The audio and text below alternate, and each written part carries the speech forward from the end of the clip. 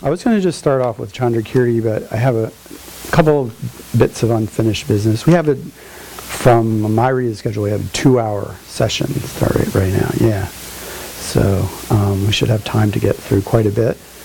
And then we have 3.5 more hours scheduled tomorrow. So I should think there'd be time for everybody's questions and for me to maybe, finish all the things that I laid out to talk about and draw some conclusions, and then probably go on to talk about emptiness, which I've mostly not talked about, as from my point of view. I guess it's relative. So I have one question that two people emailed to me, but I didn't know about, but now I do. And also I had sort of some further follow-up thoughts to Venerable Chögyam's question about sort of what helps to say to someone, or to at least would have helped in my case. So the first one, I guess I'll just go first with that. I think what I said was right. That is, that if somebody is looking to you for advice, and that doesn't mean that they have to explicitly ask for it, but it is important that they be looking for it. You can't just go around chasing people on the street and saying, hey, you're going to die and this is what you should do. Or you can't, I don't really think we want to go into the cancer ward really and just start preaching necessarily. But if people are looking for advice, which many people are, and they could be needing it without being able to even explicitly ask, so that requires some attunement right there, that it's of course what we should do is try to find some way to be helpful. And I think that the thing that I was focusing on is very important, that people you have to begin from a point of empathy. Like in that example about the dad and the little girl. If the dad had gone in and started to just try reasoning with her about why this was not appropriate, then, well, actually I've tried that, so I know that doesn't work. You can say. So what he did was completely unreasonable in some sense, and that was to, just spontaneously mimic her angry expression, but in a way that made it clear that it was a mimicry. And then that allowed even a toddler to understand that he understood how she was feeling. So that's, if you can do that with a baby, then we can do that with other people, We can make them understand that we feel for them. And that's how you create, maybe we could call it a Dharma alliance. Like the word that is therapeutic alliance, and Buddha is the doctor, right? And so there has to be a connection, an alliance, a mutual trust, working together towards a mutual purpose in order for the teaching relationship to work. And to make that kind of connection or form that kind of alliance, that the teacher and the student are working together to help the student, there has to be this kind of sense of empathetic connection, I think. At least in that kind of existential situation, there does. But one thing, so I tried to say that, but I think one thing that I could have said that I didn't say was that it relates very much to the Kisagotami story. And that is what actually happened with me and Valerie was that every 2 or 3 weeks for 13 months we were going down to a major regional cancer center. And it was heavily populated with people who were dying of cancer and their family members. And some of them were very young, some of them were very sick, some of them were newly diagnosed, some of them had had cancer for 12 years, and it was all different. But so that was the whole population, right? And it was impossible to not become empathetic over time, right? As a human being, it's oh, look at all these people who have cancer. All these people are actually having their own version of the kind of thing that we're experiencing. But it's from their point of view, it seems just as bad or worse as this does from our point of view. You know what I'm saying? But it was sort of learning by doing, and that's what Buddha arranged, right? When she went to each house, she was meeting people who were bereaved, one after another, right? Yeah. So it wasn't actually ever explained to her. She just figured this out herself. And in that way, actually, according to the story, she became a stream enterer even before she became a nun, and then subsequently became an arhat. Anyway, okay, so that's one. The other thing is that someone asked me to talk about the koan mu in relationship to not knowing. So let me just say something, because I've talked about a lot of koans already, which I picked because I thought they were very directly about not knowing. But I didn't really explain my general theory of koans and how I get to talk about them, even though I've never, been under the guidance of a Rinzai Roshi. And that's this. So relying on Aitken Roshi and also Philip Kapleau, who are very explicit about these things, and I think are deriving from what you can see implicitly in people like Yasutani Roshi and Soko Morinaga Roshi, is that koans all have content. Some people just think that they're, like rhetorical hammers for stopping dualistic conceptual thought. But that's not the case, because if it were, you wouldn't need so many of them, thousands. In fact, you could just, use a hammer. Why would you have to have something like thousands of different little cryptic sayings? So they all have content. It's not that I'm just being charitable. I think this is absolutely like the correct understanding, and it's just a little bit outside the mainstream of what might be said in an introductory textbook sometimes or something. But yeah, every one of them has a content that from the Zen point of view, and I'm not saying this as my own position, but from a Zen point of view, you teach the entirety of the Dharma to the gut, directly to the belly, to the person's body, to their whole self, by a series of koans, which each has a specific point. And that they have some sort of sequence. It's like Lamarim. Yeah, it sort of is, actually. I didn't think of that. But yeah, it's like they have a sequence, and something might be better for some people to move around, and the teacher can make adjustments, but there's a natural kind of progression to these things, and they all have a certain point. Now, since they all have a certain point, what we could say is that they're like jokes.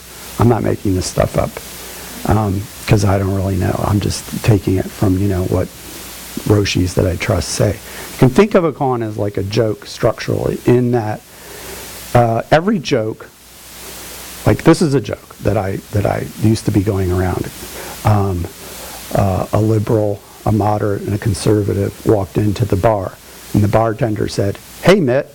Okay, so that was a joke. Like at a certain point in time, everybody understood that meant that, Mitt Romney kept changing his positions. It could be any particular place on the political spectrum that seemed useful to him. And nobody had to explain that at a certain point in place and a certain point in time. And people would just hear the joke, and before they analyzed it consciously, they already laughed. Okay. So like that, a koan has content, but is designed to produce an experience. Okay, not to be analyzed and explained. Although it can be analyzed and explained, like I just did with the Mitt Romney joke. It's just that it isn't funny at that point, and nobody laughs, right? So in some sense, you defeat the purpose of jokes by explaining them. But then if nobody gets them, you feel like maybe you should anyway. But then if you explain the joke before you tell it, what then? You've wasted it at some point. And so that's why you get these like Roshis who don't want to tell you what the koan really means, because they want you to get it with your whole body, and it creates a lot more problems for you to get the joke, so to speak, to have the experience that the koan's intent to elicit, if it's already been, all thoughts related to that have already been put in your conceptual mind. So, that being the case, it's possible to explain koans. It's just that it's sort of counterproductive relative to the internal structure of Zen Buddhism. That's my understanding. And so even when people explain them within the tradition, they explain them in ways that make them sometimes even more baffling than they were before, which is what they were intending. But they can be explained, like I can explain some of them, I believe. And it's only because I know Tsongkhapa's system well enough that I understand the structure of how Buddhism works, and I take this to be Buddhism, and so I can see what this must be about in some sense. But it doesn't give me anything more than kind of a shadow, the intellectual shadow of the experience that the koan is intended to produce. Okay, so that's why I think that I can talk about koans, and I already have been. And I've done it before, even with Zen people in the room, and so far nobody's hit me with any sticks.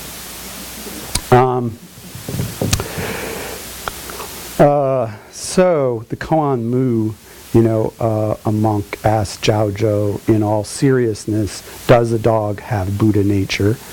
And Zhaozhou said in Chinese, wu, which then in Japanese becomes mu. And wu means like not or non or nothing, or it could be like non-being. It's a negation, a particle negation. It could be not. So we'll just say not. Like the kids say not now, right? Not, like that. Yeah. So that's how I'm thinking of it right now when it's like not. Does the dog have Buddha nature? Not. Sort of like that. Okay. Yeah. Yeah. So even though people, when we're working on this koan, they use it sort of, you could say, like a mantra, in the sense that they focus their attention, their whatever degree of samadhi strength they have, one-pointedly on they call the huatou, the head phrase, the punchline, if we do it over to joke. And the punchline is, mu in Japanese, right? They focus all their attention on that, and they may even, say it to themselves under their breath, but certainly they're like, internally keeping that like as the focus of their concentration. But it's not like a mantra in the way that we have Sanskrit mantras, because it is, say more like a riddle or a joke that they're trying to penetrate and understand, like, what is the meaning behind this in a direct, intuitive way. So, in this particular case, the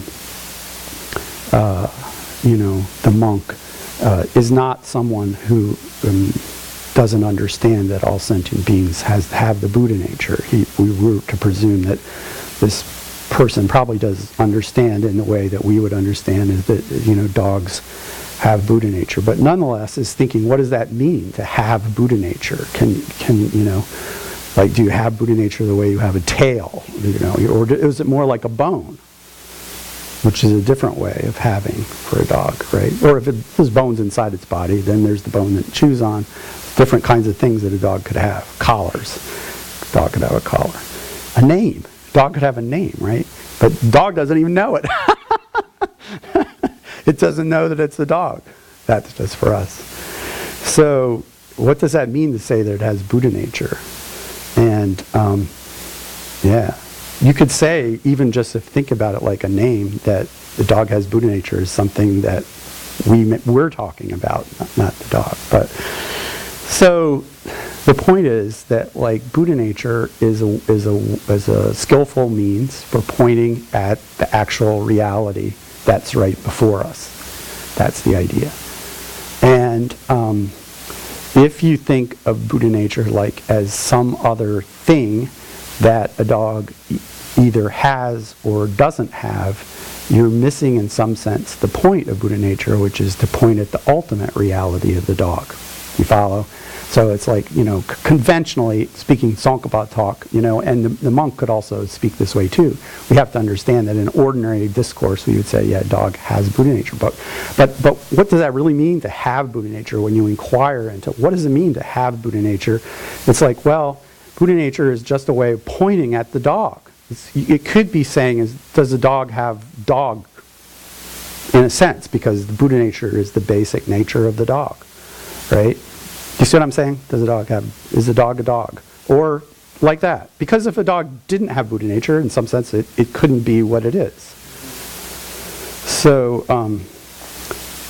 So we can't, if you say dog has Buddha nature, then people think, oh yeah, Buddha nature is some real thing like a bone or a book, and a collar name, a dog could either, has it. Or if you say a dog doesn't have Buddha nature, then people could easily misunderstand it and say, oh, yeah, that's just one of the things dogs don't have. It's like something. But, so the problem is, how do we get past that? How do we get past the duality of thinking there's some real thing that the dog either has or doesn't have? And it's like, the question is, one of those, well, let's say, there's a drunk driving case and the attorney asked the defendant, when did you stop driving drunk? Assuming that he didn't drive drunk to the court that day. So if the person is pled not guilty, they don't want to say, oh yes, I stopped driving drunk, because then they admit that they were, and they don't want to say, no, I haven't stopped yet, because then that implies that they still are. So this is the structure of the question. It's like, does a dog have Buddha nature or not have Buddha nature, is basically setting up the duality of how we're perceiving everything, right? As like, I'm in here, you're out there. There's certain objectively real things that are apart from other things, and that they somehow form having or not having relationships, when the way the world isn't actually like that. And so what can you say? You can't say yes or no. I mean, I guess you could like hit the person with a stick, or be silent and turn his back and walk away. Those things happen in other Zen koans, right? But in this case, he says not, which is like intending to negate, not in a simple, straightforward way, but it's like an a priori negation. It's a negation of the assumption behind the question. That's the idea. Now, people don't necessarily know that when they first start sitting with the koan, but they're not stupid, and after a while, because this is all they're doing, it probably begins to dawn on them that it's something like that, because then they get dragged in front of the Roshi, and then they tell him something like what I just said, and the Roshi rings the bell and sends them out. No, you didn't get it. Because like that isn't the point, to be able to make an explanation like I made exactly, because that's just talk. But if you have this experience of the sort of a collapse of the sense of duality. So this is, you can read experiences of people who meditate in the koan mood, because it's such a most common koan. There's lots and lots of people who meditate in it, and some of them have had interesting experiences that and some of those have actually described it. And it sounds sort of like they experience a sense of oneness, that the sense of separation or dualistic apartness of fences and glasses of milk and me just kind of melts, and everything turns into mood. This is the way they talk about it. So then people could think, oh, I had this amazing experience of the dissolving of all dualistic distinctions. It must be that the truth of Zen is that all things are one. And so then they have to have another koan to like help them, undermine their sense that there's some real objective oneness of things. Yeah. Okay.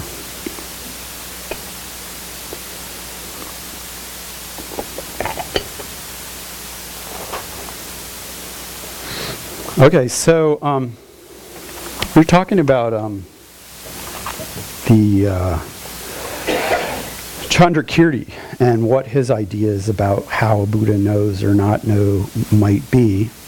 and how, Tsongkhapa bases himself on Chandrakirti, but pretty much, I think it might be fair to say that pretty much everybody who's not Tsongkhapa and not in the lineage from Tsongkhapa takes Chandrakirti as probably meaning something different from what Tsongkhapa's interpretation is. So, right, not just Tibetans, but contemporary Western scholars as well, even those who've studied with Gelugpas, when they're not speaking as Gelugpa partisans, they tend to, really make it clear that it's not so clear that Chandrakirti is saying what Tsongkhapa says he's saying, although he could be, but it could very easily be read in other ways as well. So 24 and 28 in your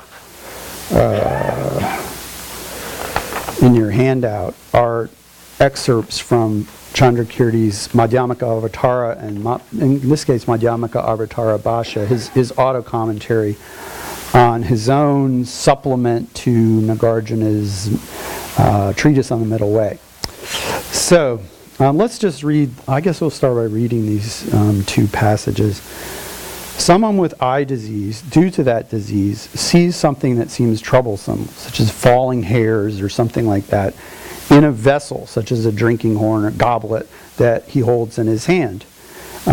Because of this, and wishing to eliminate him, he is put to the trouble of turning the vessel over and over again, trying to get rid of those hairs that he thinks he sees in the vessel.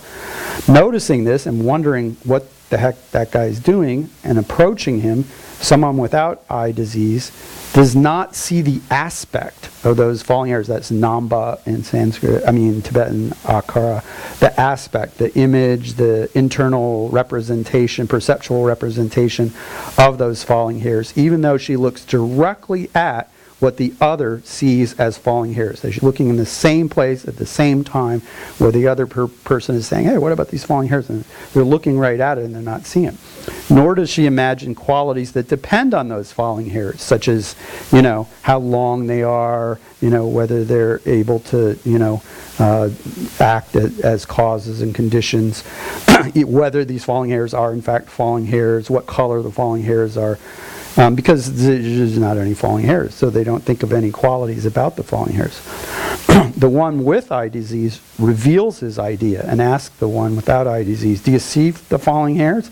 And then, since the one without eye disease wants to eliminate this projection by the one who has the eye disease, she speaks words of direct negation. There are no falling hairs here. But in so saying, she does not go too far in negating the falling hairs. It's not like she should have said, oh, well, they're here conventionally, but they're not here ultimately. No, there are no falling hairs here. Right? The one without eye disease sees the suchness of the falling hairs.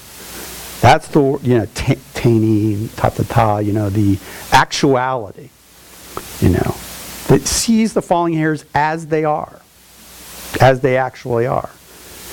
And what does that mean? That they're not seeing them at all. Why? Because they're not there, right? And the other does not see the actuality. Similarly, and this is on, actually my translation in a text where I'm explaining Tsongkhapa's view, but, translating what Chandrakirti said. Just like that, right? The entities of aggregates and so forth, all those conventional things that are seen by those who, through being damaged by the eye disease of ignorance, do not see the suchness,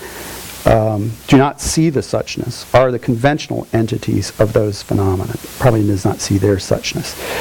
So it's like, in other words, people who have ignorance see aggregates in a certain way, and that's apparently being compared to the falling hairs. And these are not seen by the people who see things as they are. They're seen by people who are affected by the eye disease of ignorance. We don't have the eye of wisdom, we have the eye of ignorance, which causes us to see these things like form.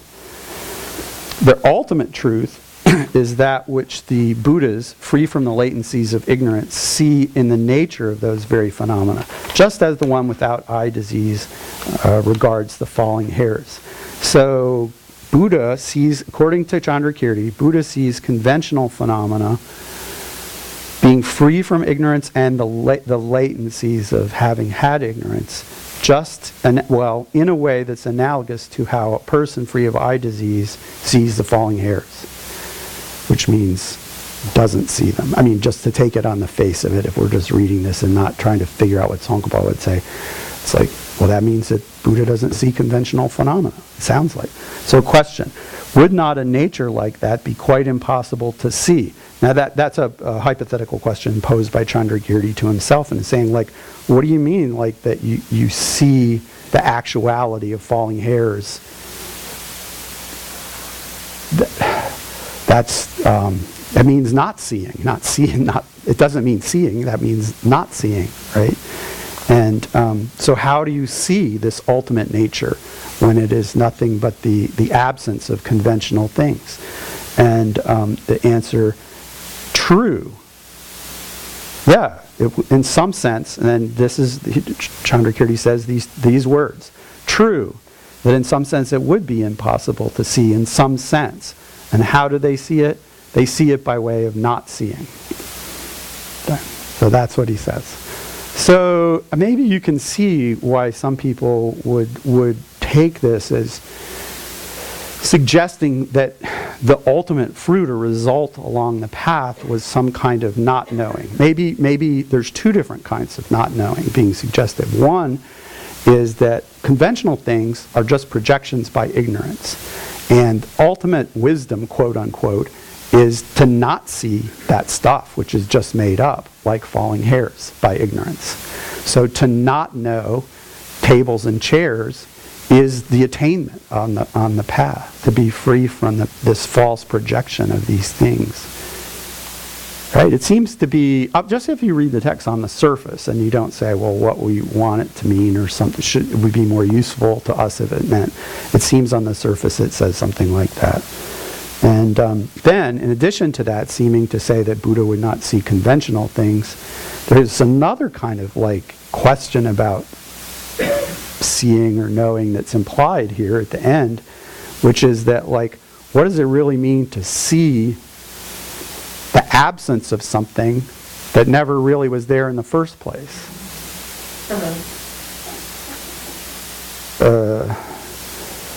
Do you see what I'm saying? So it's sort of like, well, Buddha doesn't see conventional things because that's only for stupid people. He sees the absence of these false projections by the stupid people, which is to see, he in some sense sees nothing because the conventional things are utterly non-existent, just made up by ignorance. So that's how it's, okay, so if you're not Tsongkhapa and you're not following the lineage of Tsongkhapa, that's how a lot of people read this, and it's like sort of hard to blame them because it's that interpretation is available in the text if you just translate the words. So there's one, as I may have mentioned, I don't know if I did.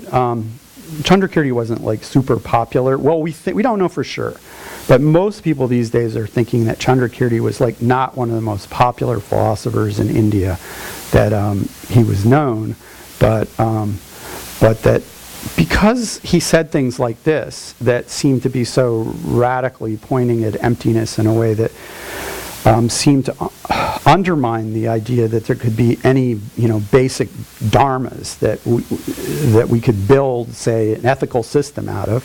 People just felt that there wasn't enough there, to construct ethics in the path. It was too emptiness based, and so that maybe more people preferred, say, Abhidharma type systems where the person, the self, is a false construction, but it's falsely constructed out of some actual stuff, little dharmas, and we can make a list of what are these elemental things and try to observe them in our meditative experience, and that way deconstruct our artificial sense of self. Or they might believe in some kind of Yogacara philosophy, right, where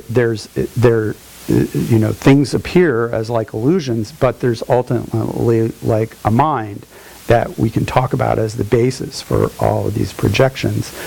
Or You could have some kind of, Nagarjuna-based philosophy like Bhava Viveka, where you have, at least according to some interpretations, right? There's something left on the side. Even though things are empty, it doesn't mean that they don't have any mode of being on their own side at all. They still have there's some kind of reality in things that you can work with to build up a description of the path. And that's how people felt, maybe. I think that that's the sense of why Chandrakirti was not extremely popular, because the Buddhists in India were serious about practicing the path, and a Prasangika approach that Chandrakirti was laying out, for many people, didn't seem like a suitable basis for actual, mind training practice. This is too insubstantial. So anyway, he did have, nonetheless, one sub-commentator, we should say, in India, whose guy's name was Jayananda. And so Tsongkhapa, because he turns out to rely on Chandrakirti, has closely read everything in Jayananda, and he's always citing Jayananda, and I don't know, I haven't read it all, but it seems like he agrees with him about half the time and refutes him about half the time. Like, sometimes he really likes what Jayananda says and cites it, and sometimes he thinks it's exactly the opposite, and he'll cite that too and explain why it's wrong. So there's that kind of relationship. So one way of thinking about, this, or maybe we should look at the other Chandrakirti passage. Yeah, let's look at the 28. So this isn't my translation. I took it out of John Dunn's article, the same one that was on Dharmakirti cited above. To nobles, to beings who realize nirvana, but who still have obstructions to knowing what is knowable. That means, like we would say, obstructions to omniscience, or the unafflicted obstructions that are left over. So that means, like, these are pure ground bodhisattvas. To these kinds of nobles, the merely conventional appears. That's samvritti matra in Sanskrit, gunzo sam. The merely conventional appears. The merely conventional does not appear to those whose sphere of activity has no appearances. Now, the placement of that sentence is a little ambiguous. So, does that mean that, the conventional things still appear to these pure ground nobles because they have obstructions, but once you no longer have obstructions, like that your sphere of activity has no appearances, and that means when you're a Buddha. I mean, you see what I'm saying? Is it leading into the next sentence that talks about the Buddha? When I read it, I said, oh, well, this is talking about the nobles who are meditating in equipoise, and it's not. This is making the distinction between meditative equipoise and emptiness and post-equipoise appearance. Like, these people meditate on emptiness, they come out of emptiness, and forms still appear to them, but they don't take those forms as being true or real the way they appear. It's just like when I look in the mirror and I see there's a person in there, but I don't even think for a second that it might be a person, right? Because I am already well habituated to that just being a mere appearance. And like that, these advanced, bodhisattvas meditate on emptiness, and that time no conventional phenomena appear to them, only emptiness. And then when they come out, they see this kind of things that we see, but they don't take those things to exist the way they appear.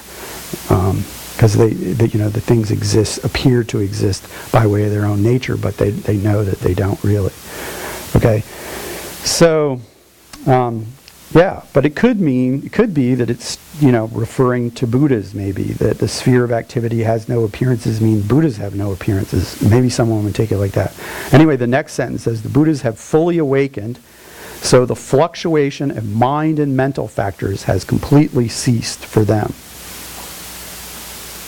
So mind and mental factors, their fluctuation, perhaps. Sometimes this concept of mind and mental factors fluctuating refers to conceptual minds or discursiveness. The movement of mind, like how our thoughts race. And that's like a candle flickering in the wind, right? And that fluctuation is yoa in Tibetan, and sometimes it suggests that there's some discursiveness in the mind. But I don't know. Another way you could take it is to say mind and mental factors are part of cyclic existence, and that becoming completely free and enlightened as a Buddha means that you transcended those aggregates that are part of cyclic existence. So Jayananda, the commentator, reads this and he says, unafflicted ignorance, that's like, the ignorance that's still left for the advanced bodhisattvas, causes the appearance of forms and so forth. He doesn't say it causes forms to appear as inherently existent, but they know that it's not. He says, why do forms and tables appear to these people? Because they still have some ignorance. Even though it's unafflicted ignorance, they still have some ignorance, and that's why they see forms. That very clearly implies that when you eliminate ignorance, there will be no forms, and that means you will know correctly the sheer non-existence of forms, right?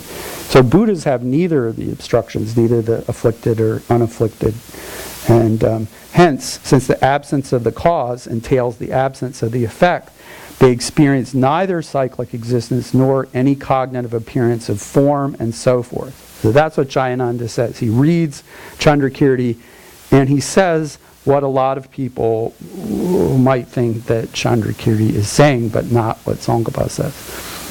So then he himself Jayananda raises an objection to what he's just concluded. If the Buddha's minds and mental functions have stopped and they have no wisdom, then how will they teach the Dharma? That's the cause of teaching the Dharma is Buddha's wisdom. They see some beings there, see that the beings need, the benefit of their Dharma, and then they can, explain the Dharma to them. So they wouldn't be able to accomplish the welfare of beings. In what sense would they really be Buddhas if they didn't have any wisdom that allowed them to teach the Dharma? So he raises that objection. It's like the kind of objection that Tsongkhapa and his followers would be sure to raise. It comes to mind immediately. And he doesn't actually, as far as I can see, give a good answer. But later on, toward the end of Madhyamaka Avatara Bhashya, there is a passage where Chandrakirti, who has also, I think, raised a parallel objection himself in his text, attempts to answer this question about how teaching goes on, how a Buddha teaches if he doesn't see any of the stuff that we see. From the form bodies of a Buddha, there comes a sound powered by the Dharmakaya. I like the way this is worded, right? There comes a sound. There's not any agent. It's just like it's an emission or something like that, right? There comes a sound by the power of the Dharmakaya, and this sound teaches the Dharma. The world comes to realize reality through this sound, right? And so then Chandrakirti poses an objection to himself, but the Dharmakaya, in which there is by nature neither mind nor mental factors, has no concepts. So how can it cause such activity? It's interesting that he says it has no concepts, right? We're back to this issue of conceptuality being the thing that's involved in teaching. Because Dharmakirti already tried to say that Buddha could teach and be aware of things without having concepts. So how can it cause this kind of activity if it doesn't have, minds and mental factors? Response. The strong potter's wheel turns very quickly because he has long striven at it, given a lot of oomph. Even though the potter no longer exerts himself, the wheel keeps turning and making vases and pots and ewers and so forth. So it's likewise that the Buddhas teach through the power of prayers that they made previously as a bodhisattva and through the ripening of students' karma. Right. And so Chandrakirti says this. So it's not like someone's just coming along and hallucinating. The idea that Buddha is kind of not exactly a conscious being in the way we usually think, but rather kind of an after effect of the bodhisattva's practice on the path. Do you see what I'm saying? And that's what I was trying to describe this to Venerable Chodron as the robo-Buddha theory. Because, of course, there's no actual Dharma text that says that, but that's just like a word, shorthand, that those of us who looked at these texts just used to talk to each other about the idea that of people who very strongly believe in Buddha. They're Buddhists and they believe in the three jewels and they go for refuge. But what they mean by the first jewel is a person only in a nominal sense, because the person doesn't have an actual internal landscape. The person has activities. The person produces compassionate activities that fulfill the purposes of beings. But the person doesn't have an internal landscape that we can identify. It's not really, it's almost, you could say, well, lots of people say that the Buddha's internal landscape is, mode of knowing, Kyensul in Tibetan, is inconceivable. But they're sort of saying, well, it's inconceivable in part because there's just, in some sense, nothing to it. You've overcome the ignorance and on the subtle obstructions that cause them to see conventional things, and what they see as the ultimate is the sheer lack of that stuff that never existed in the first place. So it's not anything like what we think of as consciousness.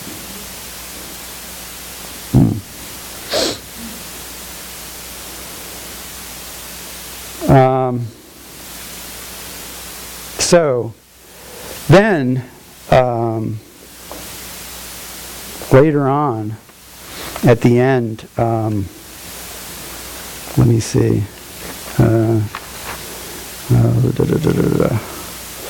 Did I bring that?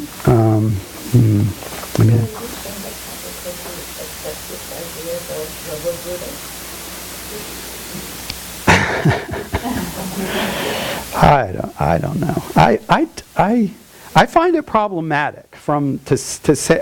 Okay, so I've given kind of the argument for saying it. I have. She said, "Do I accept that Chandrakirti holds this idea of a robo-Buddha?" I guess I would say that I don't. And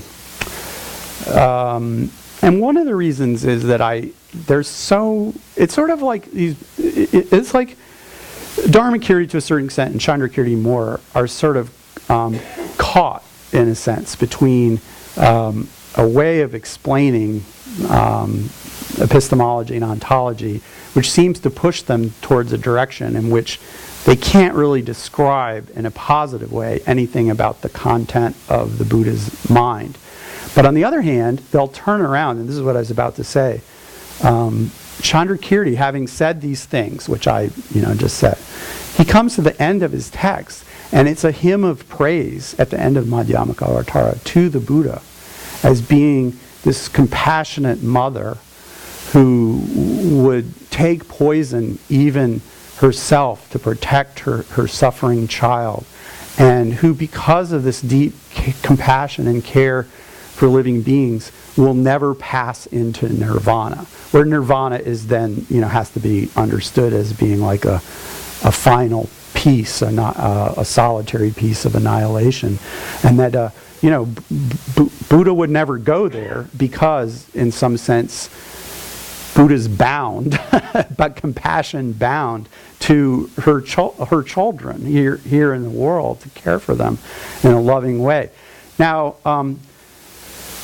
okay, so when you talk about that, it's not. It's very vividly conjuring up the sense that in a lived spiritual, religious, path-practicing way, Chandrakirti puts before us a vision of Buddha as a living person. But I guess, Dharmakirti ended up with the same problem when he was trying to say that Buddha dealt with conceptual thought without having any conceptual thoughts, just by perceiving them. And then he couldn't really fully make sense of this to himself, so he ended up saying, yeah, but this is really inconceivable. And the same thing, goes on with these kinds of texts. The other thing here, which I was going to get to, and I can't, the problem of saying fully resolving, I guess part of the reason I'm equivocating is a little bit is that I don't have some 100% conviction when I read Chandrakirti that I can know that what was in his mind is what Tsongkhapa has discovered to be in his mind. Do you know what I'm saying? I like what Tsongkhapa says better than the Robo-Buddha, but when you read Chandrakirti on the face of it, it seems to invite, it clearly invites something like a kind of Robo-Buddha interpretation. It's not somebody just hallucinating that. So, what was I going to say? Oh yeah, so he ends, in the middle there's all this philosophy in Madhyamaka Avatara Bhasha, and there's a focus on explaining the reasonings related to emptiness and lots of other things too, but that's a big focus. At the end, it comes back to this vision of Buddha as the compassionate mother, or like a compassionate mother, and then it's pointed out that this is like an echo of how he begins the text, which we probably don't know, but I mean, Chandrakirti's Madhyamaka Avatara begins with verses of praise to compassion as the beginning, the middle, and the end of the path. And then there's an extended series of metaphors, about how compassion's the thing. It's not about this person or that person. It's about compassion in the beginning, middle, and end. You see what I'm saying? And compassion is not actually a person. And compassion's where you start, and compassion in Madhyamaka Avatara, and compassion's where you end up, right? And so some people have read this and kind of trying to put the whole picture together, that in some sense Chandrakirti is conveying that the thing that can never go away is Buddha's compassion, and Buddha's compassionate action. That can never go away. But what we can't do is sort of give any kind of account that is very convincing to ourselves or coherent to ourselves about what the inner landscape of a Buddha's knowing is like. But Buddha's caring is always going to be there, and it's the start of the path and the middle of the path and the end of the path. So anyway, and I think that that's true. Even you see other people, as we're going to talk about, or a few other little people who go with the Robo-Buddha or Robo-Buddha-like approach.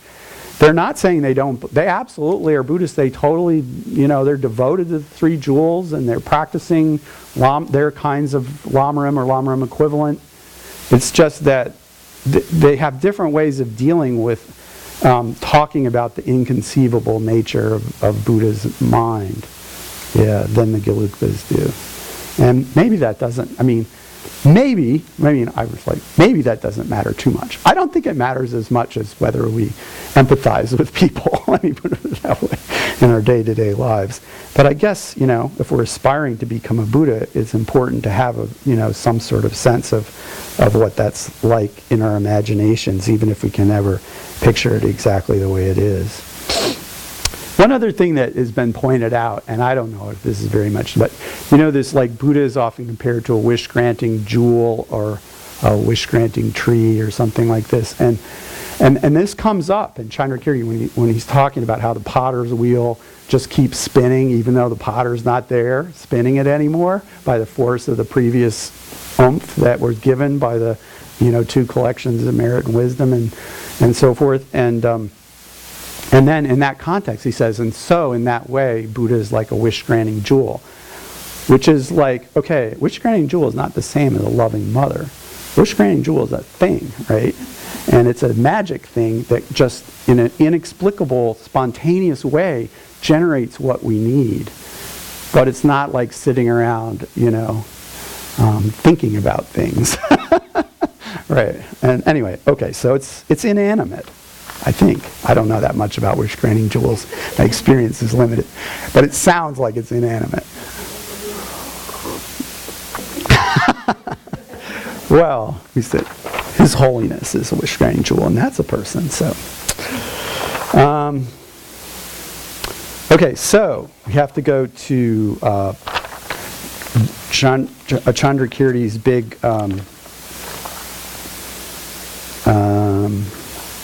Tibetan interpreter before Tsongkhapa is Patsap Nimatak, lived from the 11th to the 12th century. And before Patsap's time, which So apparently he lived, his lifespan overlapped with Atisha, and a bunch of other important famous people in Tibet. It's part of the kind of, revival of Tibetan Buddhism. And his contribution to this was to try to revive Chandrakirti, who hadn't been actually probably read. There was nominally a translation, but in an older phase, but it wasn't good, and people weren't reading it or talking about it. So Patsap, made a new translation of Chandrakirti. He read Sanskrit, translated it into Tibetan, and he of course, read Jayananda too. And for a long, when I was, writing my dissertation back in the 80s, we didn't even have his text. It was just kind of rumor, like what he believed, because we'd heard what other people said when they were refuting him. But now his text is available, and George Dreyfus has read it and summarized it for us, somewhat anyway. And one of the things that's really interesting is that Patsap is pretty much, he takes Chandrakirti to be a hardcore skeptic. So Chandrakirti is sort of like understood as saying that, Madhyamikas have no positions and can take no positions. Now, Tsongkhapa totally disagrees with that reading. But some other people, have said that Chandrakirti seems to be going down that direction, and that the basic idea of Madhyamaka is that you can't really hold any view, you can't hold any thesis, you can't hold any position. And some people have like more or less extreme interpretations of that, or more or less extreme reactions to it. And Patsap takes the most extreme interpretation of it, and his reaction is to adopt it, which is that he basically thinks that, nobody knows anything ever, basically. You can't know anything. To think that you know something is the problem. So he's like a not knower in that sense, that we aspire to understand that we don't know and cannot know anything. So to paraphrase a little bit, he says conventional truth is. Oh, I have this passage number 25. He says, what appears to the omniscient mind is ultimate truth. In other words, not conventional truth. But this must be understood. This appearance to, when you say the ultimate truth that appears to them, this must be understood to refer to the cessation of the stream of consciousness and the mental factors. That's what it means. When we say that ultimate truth appears to the omniscient mind, what we mean is the deluded mind stream that projects false appearances has come to an end. It's not a seeing that takes something as an object. It's very much like the case of a double moon or falling hairs, which, despite not being there, appear to someone with eye disease and not to someone without the eye disease. Now you can see that he's not making this up. He's reading Chandrakirti. He's using the same examples that Chandrakirti has. And what do you say? I mean, you can read Chandrakirti like this way without being on drugs. Do you know what I'm saying? I mean, it seems to be a plausible reading, not the only reading. I mean, and Tsongkhapa, taking the big picture, manages to come up with something that I think is more helpful to a lot more people, and is also plausible to me, but not plausible to everybody. There's some people who just think, Tsongkhapa made up this stuff and it's very cool, but it's not what Chandrakirti said.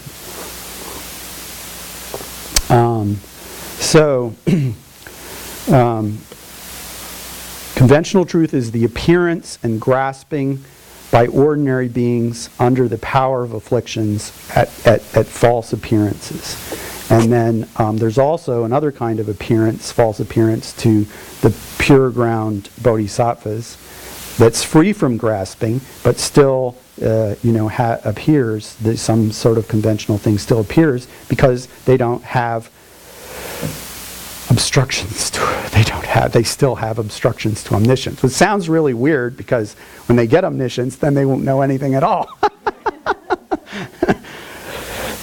But that not knowing will be concordant with the actuality of things in some sense, because ultimately there's nothing that you can grasp onto.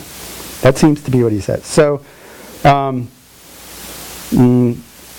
George, having read the whole text, said that we should understand that for Patsap, this is a paraphrase of Dreyfus, Buddha's wisdom is nothing like the panoramic omniscience of Gelugpa. It's the actualization of the full potential of realizing emptiness that manifests in the ability to spontaneously help other beings in exactly the appropriate way. In other words, they have a Buddha that does all the Buddha things. You know, he believes in that. But this actualization is not cognitive in any ordinary sense. It doesn't have any object, positive or negative. The actualization of the full potential of knowing reality is the cessation of any attempt to know reality, because reality is unknowable and unknown. Yeah.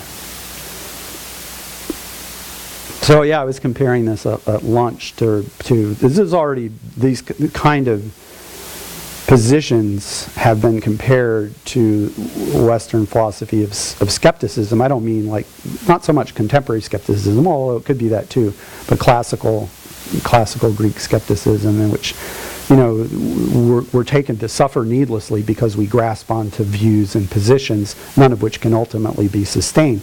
And we find peace, you know, liberation from being plagued with doubt and discursive thought racing, by coming to realize that there is no position or thesis that can be maintained or sustained or grasped onto, and we let go. You know, we finally become free from this grasping at views. We could put it in sort of Buddhist terms, right? And that's yeah. And if I understand correctly, I'm not any expert on this, but these early skeptics actually did meditate. This was not, you know, it was a meditative process of transcending this grasping at views. Yeah. Of course, you know. All right. Anyway. So that's Patsap, and then I don't know. Let's see. Oh yeah, I guess I mentioned already that lots of people think that, you know, Patsap's way of reading Chandrakirti might be plausible, and I was looking for some other things, like, so here's a quote from Madhyamaka Avatar Bhasha, from Chandrakirti in other words, that is from my own dissertation, which I'm explaining Tsongkhapa's view. But if I just take it out of context of explaining Tsongkhapa's view, and I say, here's the words that Chandrakirti says. It says, without knowing produced things, they take the nature alone in direct perception. Therefore, because they understand just that, they are called Buddhas. Okay, so that seems to say that Buddhas do not see conventional phenomena, and therefore conventional phenomena are exclusively a production of ignorance, and the ultimate truth is the lack of these ignorant produced conventional appearances, and that to see the ultimate truth means to see or to realize or attain completion in the understanding of the utter non-existence of these false conventional appearances. Now, of course, when Tsongkhapa is explaining it, he doesn't take it to mean that at all. But I'm just sort of saying, if you take the bare words out there, then they could be read that. So what does Tsongkhapa say? We should remind ourselves. Well, if the Buddha didn't know emptiness, then we would have to conclude that he knew emptiness he taught about emptiness without knowing it. How could he be really liberated without, you know, having knowledge of emptiness? So when we say that Buddha knows emptiness, what it means when he says he knows it by way of not knowing, right? It means that Buddha, this is Tsongkhapa's gloss on this. He says, you know, means that Buddha knows emptiness by way of the vanishing of dualistic appearances.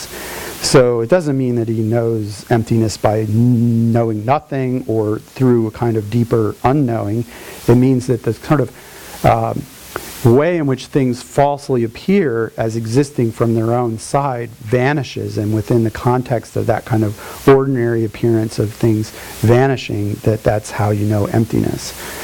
So a Buddha knows emptiness, and simultaneously in Tsongkhapa's way is able to know conventional things. So Buddha is explained in Tsongkhapa as knowing impure, like tables and chairs and people and us in cyclic existence, ordinary conventional things through their appearance to others. So our minds appear to Buddha, and because all of these things are appearing to us, Buddha can see these things the way they appear to us, and also simultaneously the way they appear to any spiders or bugs that are around here, equally clearly.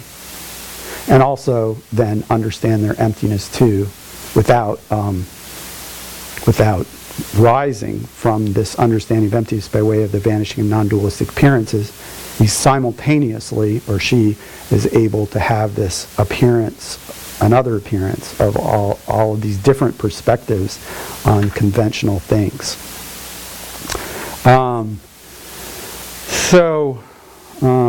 Yeah. So I'm coming to the end of what I wanted to say about the Buddha, but before I did, I thought we should go back to Bernie Glassman briefly, because I said I would, and it's interesting. The passage number 3, Bernie was talking about the Buddha, and he said the Bodhisattva's role is to bear witness, and it seems to be that the Bodhisattva's got to be the one to do that, because the Buddha is staying over there in the realm of not knowing, a blissful realm of non-attachment. He doesn't really say any more about that. It just talks about all the stuff that the Bodhisattva is going to do. But the Bodhisattva has to do this stuff. Huh? I'm going to tell you where I think. I'm going to tell you. I was about to say. Okay. No, it's a Bodhisattva. It's like they have this idea of, we know that there's this tradition that there's all different kinds of stories about bodhisattvas in sutra, and in trying to make sense out of all this, we have this list of 3 kinds of bodhisattva motivations: a bodhisattva like a monarch, bodhisattva like a fairy person, and a bodhisattva like a shepherd, right? And right, fairy conductor, fairy captain. Is that what you say? Oh, fairy. Oh, not a fairy. I was going to say a ferry conductor. Okay, a ferry captain. That's good, because boats have captains, yeah. So there's a ferry captain and a shepherd and a monarch, right? There's 3 kinds of bodhisattva motivations.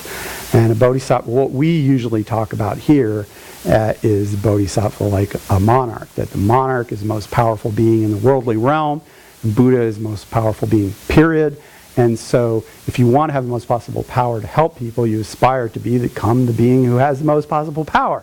And so, we would aspire to first become this being with great power. Not that we would not help people in the meantime, because we have to get practice in helping. But the goal is to, as quickly as possible, have the power to do as much as we can to help other beings. Okay, so bodhisattva like a monarch. And then bodhisattva like shepherd is, bodhisattva like a fairy captain is the one who goes along with beings and together with them, like a fairy captain arrives at the far shore together, all one big gang. And then the bodhisattva like a shepherd, the shepherd drives the sheep are always in front.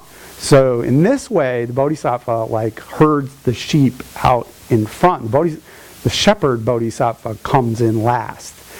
And all the time in these different discussions of East Asian Buddhism where bodhisattva is discussed, and of course Bernie Glassman has his transmission from Maizumi Roshi, the bodhisattva is often thought of in these terms, that the Buddha, instead of we think in Mahayana, the extreme of nirvana is this solitary realizer or the arhat who's just gone off into their nirvana cave, and even though they have love, it's not enough to get them to go out and actually do things to help people. Whereas then the samsara extreme is where we are, and the middle way is avoiding, just solitary peace and avoiding, being trapped in cyclic existence, and instead, following the bodhisattva path. But sometimes people who go with the bodhisattva like a shepherd thing, as they're in the foreground, they have Buddha as the extreme of nirvana. As Buddha's we've seen how Buddha can be seen as sort of above and beyond all these. If Buddha can't, if everything that we see, and actually ourselves, all these conventional phenomena, are really just hallucinations, and the correct view is that they don't exist at all, then what is Buddha going to do for us? Buddha is we don't have any problems because we don't exist. So our problems don't exist, actually, from the point of view of the Buddha.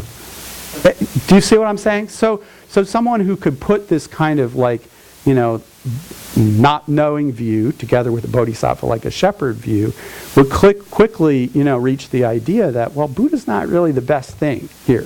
What we really need is a bodhisattva, and that's Guan Yin, to the top of the charts. Because she can, have connect with, she has, the non-attachment wisdom qualities on the one hand, yet she's not abandoning us as a way a Buddha, they don't ever quite come out and say that. But that's the implication, right? Bernie almost says it. Buddha's just chilling in blissful non-attachment. Doesn't give a lick. Okay, so anyway. That's my explanation of Buddha. I didn't finish. Sorry, I forgot Karamba. Gampapa, not Kombramba. Okay, passage number 17, which is very, very long. So we don't have to read every word of it. But what I wanted to, I wanted to read one little thing. This is actually one of the first books of Tibetan Buddhism that I ever read, because Gunther, translated it into English a long time. I don't know what. Yeah. And when His Holiness was teaching at Lehigh, he was talking about Atisha's arrival in Tibet. And he's trying to explain how the Lamrim tradition, or Lamrim-like tradition, is like not something that's just made up in Tibet, not just something that's made up by the Tsongkhapa, but has these like roots in Aryadeva and has, parallels in all the major sects of Tibetan Buddhism and so forth. And so when he was making that point, this is on page 20 in From Here to Enlightenment, he names a specific text for each of the four main schools of Tibetan Buddhism. For the Nyingma tradition, he says Longchenpa's Mind at Ease, which is translated into English, that is presenting the basic structure that follows Atisha's approach. That's what he says anyway. The same is true of Sakyapandita's clear elucidation of the Buddha's intent, which is also, I think, translated as Illuminations by Brian Cotillo and Geshe Wango. And then in the Kagyu, this is His Holiness, he says, in the Kagyu tradition, Gampapa's jewel ornament of liberation lays out the basic structure of a path in a manner just like what Atisha lays out. And in order to back up that thesis, he specifically says about jewel ornament of liberation that it speaks of turning one's mind away from four things. And if you look at these four turnings away, they echo the teachings in the stages of the path tradition, which, so then I had to look up what the four turnings away were. And this turning away from attachment to this life, turning away from attachment to future lives, turning away from attachment to nirvana for oneself alone, and turning away from ignorance about the means of attaining Buddhahood. So that's actually how the book begins. If you go and look, it is right at the beginning of Jewel Ornament of Liberation. And His Holiness is making the point, well, this sounds a lot like the kinds of things that we're working on in Lamrim. And it's true, if you go through the book, there is a lot of parallels, practices between Lamrim and Jewel Ornament of Liberation. However, the organization is not actually based on Atisha, because it's for the whole crucial thing about Lamrim was this idea of three capacities of beings and organizing different kinds of path-related practices in relationship to what's suitable for beings at the different stage and what's in common and what's distinctive for people at each stage. And that's not in these other texts that are sort of Lamrim-like. Although His Holiness makes some points about how that structure is not only in Atisha, but you can see it, foreshadowed in Aryadeva and so forth. But in terms of the ornament, this jewel ornament of liberation, you don't see any presentation of the three capacities of beings, which is interesting because then, of course, that's one of the things that Tsongkhapa is making a big point about, is that people in some other schools from Tsongkhapa's point of view are not correctly identifying what kinds of practice they should be doing relative to what kind of motivation they mainly have in their mind. The upshot of which would be that most of us should be working a lot on the basic practices, and then even after we get beyond them, coming back to them again, and that instead we might say, oh, I'll skip these first few pages of the basic stuff, and then I'll get on. That's sort of what Tsongkhapa is getting at with that business, I think, about focusing on the three capacities of beings, and what makes it, why, I don't know if this is a little bit off the subject, but it's why does Tsongkhapa say that Atisha is the author of his first major treatise? He says that, which is not a traditional thing. It's a totally weird thing to write a book. And the beginning of the book said, the author of this book is someone other than the author of the book. It's like, if I wrote a book and I said in the beginning of the book and I named someone else as the author of the book as part of the book, that would be like, is this postmodern literature or something like that, right? But he does. It's not postmodern literature. He's like, you can make different theories about why he did that, but the obvious or easiest one to understand might be just to say that he thinks that the core idea of his whole major work is this introduction of the three capacities of being structure into Lamrim, which wasn't there in these other. So some people don't use the word Lamrim. His Holiness is being inclusive and saying, oh, it's pretty much like the same thing. But, if you look at impartial studies of genres of Tibetan literature, that stuff like Jewel Ornament of Liberation is usually not called Lamrim, it's called Denrim, which means stages of the teachings. And the difference between stage of the teachings text and staging of the path text, whether you're organizing it around the three capacities of beings. Okay, so that's, anyway, that's all a long side note, getting wound up to saying that despite the fact of getting sort of this kind of endorsement from His Holiness, and specifically grounding that endorsement in these basic things at the beginning of the text, when you get to the end of the text, Jewel Ornament of Liberation, one of the main things that the last chunk of the text is about is how a Buddha knows things, which isn't like what you would think as an ordinary Lamrim topic. Doesn't come up in Lamrim, in Tsongkhapa's Lamrim. But anyway, that's at the end of the stages of the teaching text, Jewel Ornament of Liberation. It ends by talking about this exact problem that we've been talking about, and then we have this. Which number is that? 2017. Okay, so let's look at some. What Gompa tries to do is sort of lay out the fact that there's some different points of view about these things. So he's saying, some people say that Buddha has primordial wisdom, and some people say that Buddha doesn't have primordial wisdom. Some people say Buddha never had primordial wisdom. Some people even say that Buddha has discursive thought as well as primordial wisdom. He tries to lay out some different possibilities. So he's going to be, considering these different things. And then he said, those who say that Buddha does have primordial wisdom depend on a variety of sutras. And then he cites a whole series of sutras that seem to be saying exactly that, including the 100,000 stanza of perfection of wisdom that says the complete perfect Buddha achieved primordial wisdom without any obscuration to any phenomenon.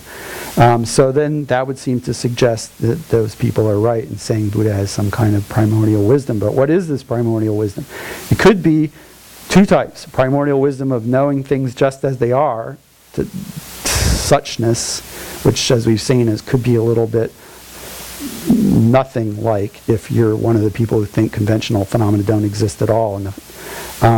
And that of omniscience. Omniscience there is like being brought in to say, well, some other things besides the ultimate, conventional things and perceived beings, for example, and such. That's what he means. So, for example, he says this idea of knowing the reality as it is explained in the Condensed Perfection of Wisdom Sutra as being like seeing space. This is a somewhat famous, famous to me, sutra quote, because this is this is where the Buddha is quoted as talking about seeing by way of not seeing. Chandrakirti, we just read him saying it, but here it says in Sutra, people express in words that they see space, but if we investigate by asking how they could see it, Likewise, Buddha explained how dharmas are to be seen. There is no other example to express this. So seeing space is like what it means to see dharmas in the ultimate sense. You're seeing. So I've never found this to be contradictory to, the Gelugpa interpretation. You just have to read it in the right way. Because of course the Gelugpas are saying that ultimate reality is a sheer absence. But it's not a sheer absence of existence. It's a sheer absence of things existing in and of themselves, right? So if I'm driving in the parking lot and it's I see a space, then it's yeah, that's important. I'm happy. There's an absence of car where, I was hoping to find it. So it doesn't, mean that there's no parking lot at all or that cars never exist. But, there can be certain kinds of specific absences which we can say said to be seeing something by way of not seeing something else. So seeing emptiness is a way of talking about coming to know with your mind this lack or absence of things existing in and of themselves, right? That's, the way Tsongkhapa would understand it. But if you think that the whole problem is that we see conventional things at all, because they don't in fact exist, then you end up in the same position that we're in before, that Buddha just is seeing nothing because nothing is the actual way that things are. The second, the primordial wisdom of omniscience, means knowing the meaning of all conventional states. So then he quotes a whole bunch of sutras which seem to make it pretty darn clear that Buddha sees lots of different stuff. Like one feather of a peacock has many different causes. They cannot all be known without complete knowledge. Knowing that is the power of omniscience. And there's a lot more stuff like that, and a meeting of father and son and so forth, some tantras. So it seems like there's sutra support for the idea that omniscience includes conventional phenomena, which is great because from Tsongkhapa's point of view, because it's like if Buddha knows this stuff, it must not be, utterly non-existent, And so that's the flip side of where the other people are coming at it. So then many people, on the other hand, say that Buddha does not know conventional things. It's not, because it's not that, and I have the key point in bold, it's not that Buddha's unaware of something that could or should be known. The fact that Buddha doesn't see tables and chairs and people is because there actually, none of these conventional things actually exist. And what we mean by primordial wisdom is knowing the non-existence of these things. So he articulates that position, which we've already been studying on. So then people will say, there isn't any since there isn't any conventional existence, then there isn't any primordial wisdom that could know these conventional things. Right? So that's he identifies that as a position. He hasn't said what he thinks yet. And then he goes on to say, there's a position where some heretics, where a person says, some heretics claim that liberation is a place to go. But according to this person that Tsongkhapa is citing, that's completely wrong. Liberation is not a place to go. When you achieve the completely perfect, peaceful state, there's nothing left like an extinguished fire. So, we know that there are some Buddhists who have some kind of view like that, but we usually haven't thought of them as being in Mahayana tradition. And then he comes to the conclusion. He identifies two positions that he's interested in among all these options.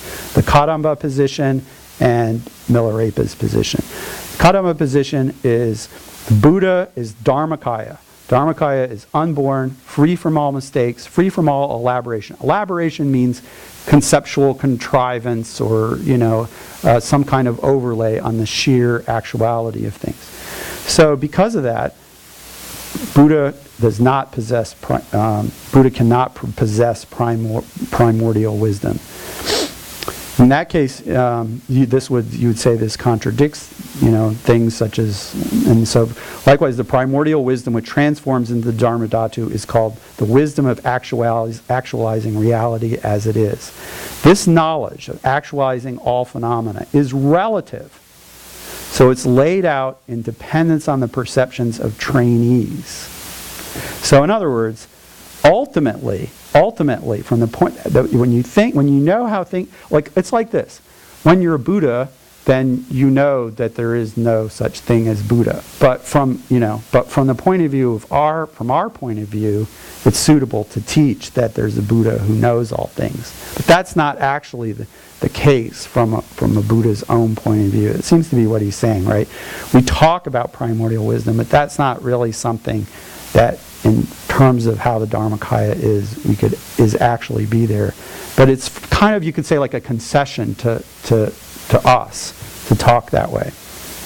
That's what he identifies as the Kadamba position.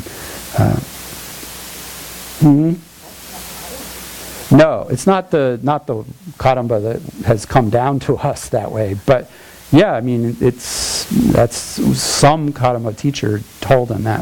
I think he has the transmission. At least from my understanding, even though His Holiness calls him Kagyuba, he seems to have links to both Kadamba and Kagyu lineages.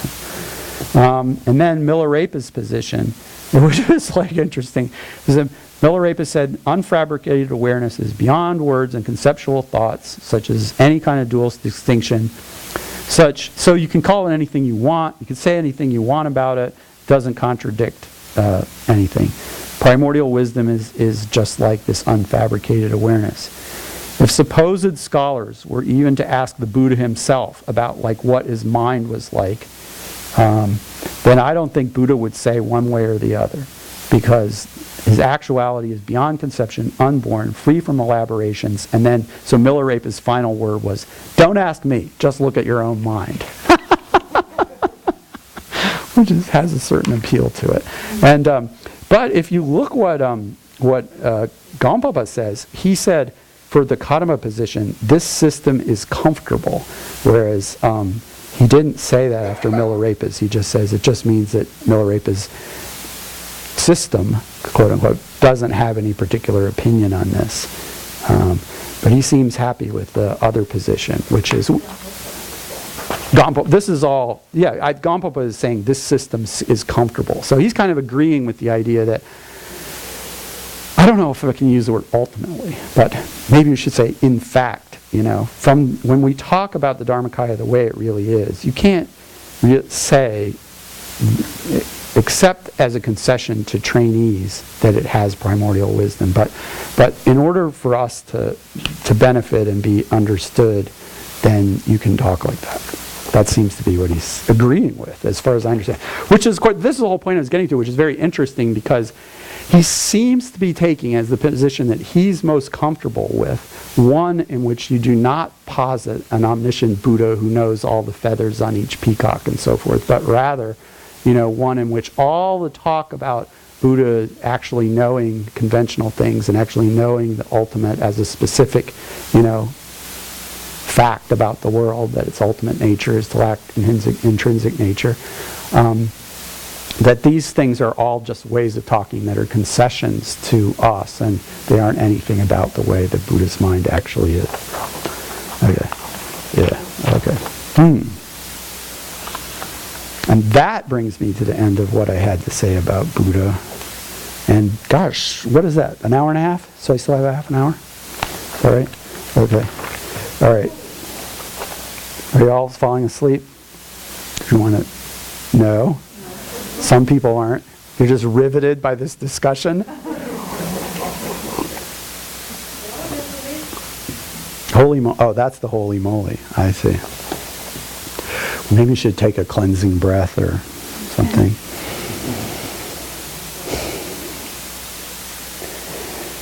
So, prior to trying to draw some conclusions about this, my last topic is to try to explore a little bit within the Indo-Tibetan tradition, not knowing as a practice or not knowing as a path in some sense. And at the very beginning of Great Exposition, the stage of the path, Tsongkhapa immediately links his text to the Nalanda tradition. It's not just something that His Holiness has made up. It's right there in like page 1 of, Tsongkhapa's first major treatise, is that he's going to start his book by following what he takes to be a tradition from Nalanda of how you start a book. And so he's linking himself. Yeah. He says, it was the tradition, well, this is, I'm paraphrasing my own translation. I don't remember the literal Tibetan words, but he's saying, in following the tradition of the great following what is said to have been the tradition of the great scholars of the Nalanda school, one should begin a text by praising the excellence of its author, the excellence of some other things. Yeah, it's on the back of the first page of translation of the text in volume 1. Yeah. I don't know whether I can't remember what word was tradition now, whether it was Luke or something, I don't know. But anyway, when we were all at Lehigh, that time when His Holiness was teaching his commentary on that, he was getting going with this Nalanda tradition stuff. He had been already, but he was, charging ahead with it, which is like identifying the sacred trust that he holds from Indian culture as the heritage of the Nalanda tradition. So he has a list of the great masters of Nalanda, some of which seem to have lived before Nalanda was founded, but they're in the spirit of Nalanda in some sense. They're people who analyze things, like His Holiness is interested in people who have a systematic analytical way of thinking, and at least in some way have been linked to Nalanda, whether it's might actually historically be true or not. And so they're linked in the lineages as their names being associated with Nalanda University, a great monastic university of India. So he kind of sent, I think through Jimba, word down like to the dorm and say, what do you scholars lurking around there think about my saying that our heritage is the heritage of the Nalanda tradition? Most people are going, yeah, it sounds good. And like one person, I guess I know who it is, but I guess I won't say, but I mean, is a very reputable scholar that we probably many of us know. And he said, well, it leaves something important out, and that's the tradition of the 84 siddhas. So there was this whole, if we think about in Tibet, I don't know if there's a whole tension between the scholastically focused people who the Gelugpas are kind of identified with, even though they're not always, and then there's the yogically oriented people, which are on a spectrum, going out to the ones who are proud of never having cracked a book, right, at the extreme, right? And then the other ones who just really haven't bothered to meditate because there's always a book to read. And so in between, have this whole range, right? And so just like, maybe not just like, but analogously to how that is in Tibet, there's arguably something similar in Indian Buddhism. There's lots of very great scholars that His Holiness is identifying with. And it's not that they were not yogis or meditators, but they were known as scholars, and their approach to meditation and thinking about the path was probably what I've called earlier constructivist. That is, they didn't start out thinking, hey, I'm a Buddha. They started out thinking, I'm not a Buddha, but I could be. What kinds of stuff would I need to accumulate to build up that kind of mind over time?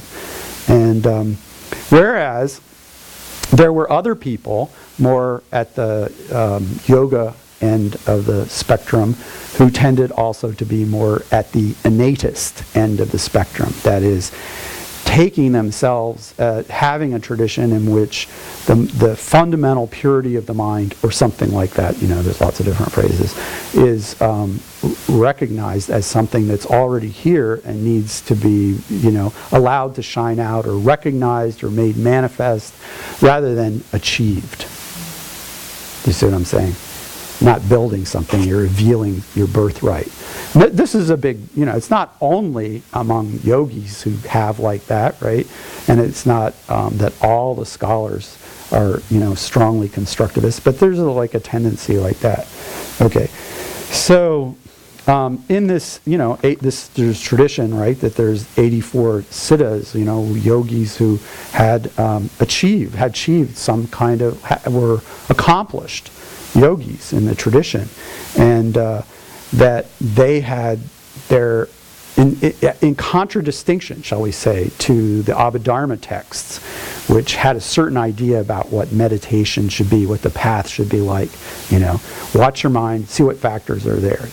Like identify the factors. Know that when you're having jealousy arise, know that you have jealousy. Well, that's, a lot more knowing, a lot more discriminating, a lot more dualistic things that are going on. And so in contradistinction to that, you would have like these innatist, more yogically and ultimately, highly tantric people, focusing on trying to overcome these kinds of dualistic distinctions and manifest some fundamental purity by, letting go of our grasping at these ideas rather than making good, effective use of the ideas, right? And some have, we don't know, but it's possible. It seems likely. We call it. It's not called yogacara for no reason, right? Everybody has sort of felt that there's some relationship between, the idea that fundamentally a mind is what's important and that the problem is the dualistic sense of a separation of an object from the mind. So we could say mind only kind of philosophical approach. But the basic problem is the duality of subject and object. And that tradition is often referred to and properly named Yogacara, which means the yoga practice school. If you call it Chittamatra, which means mind only, then that's self-evident. But why would it be called Yogacara? Well, because probably, right, that there was some way in which when yogis were not going to school but were actually practicing, they were experiencing some kind of collapse of at least ordinary subject-object distinctions, and they were taking this fundamental sense that there was a way in which the problem was thinking, you're out there and I'm in here, and that objects are distant and cut off from the perceiving subject. And that, the goal is through yogic practice to realize the fundamental non-difference of these dualities. Yeah. And so the way that you go about that is not, as you might understand, to make more distinctions. But it's to undo the kinds of, it's like anti-Abhidharma in the sense, you see what I'm saying? Instead of making more and more lists and then figuring out which is which, it's like resolving all these apparent differentiations as seeing them all as productions of a fundamental consciousness. So number 29 here has a few. Now, one of the things that I was just talking about during the break is that, and this is one of the things, just like I was saying, the early Taoists don't have meditation manuals because they're anti-systematic. That was the whole thing.